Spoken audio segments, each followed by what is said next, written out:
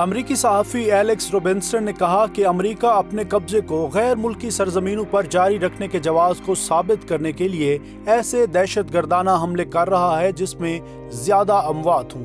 Kabul airport حملہ بھی امریکہ کی اسی چال کا شاخسانہ ہے۔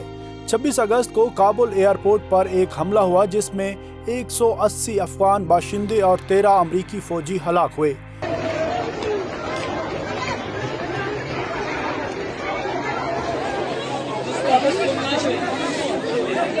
اس حملے کی ذمہ داری داعش خراسان نے قبول کی ہے۔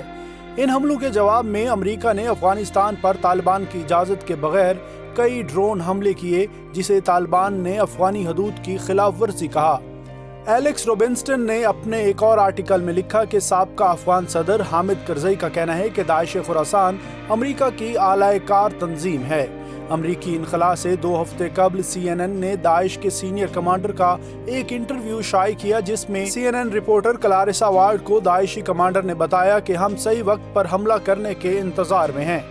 دنیا اس بات پر حیران ہے کہ ایک میڈیا رپورٹر نے امریکی فوج کی افغانستان میں موجودگی میں کس طرح ایک دہشت گرد گروہ کے سرغنہ تک رسائی حاصل کی اور اس کی پہچان بھی چھپا کر رکھی۔ CNN صحافی نے اس حملے کو ایک خوفناک پیشگوئی کا نام دیا، لیکن کابل دھماکے نے ثابت کر دیا کہ یہ کوئی پیشگوئی نہیں بلکہ ایک مذموم منصوبہ تھا۔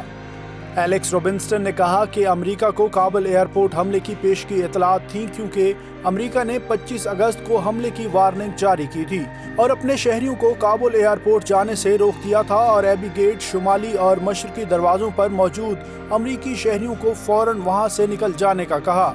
روبنسٹن کا کہنا ہے کہ یہ تمام شواہد ظاہر کرتے ہیں کہ داعش خراسان خود امریکہ کا اعلی کار دہشت گرد گروہ ہے۔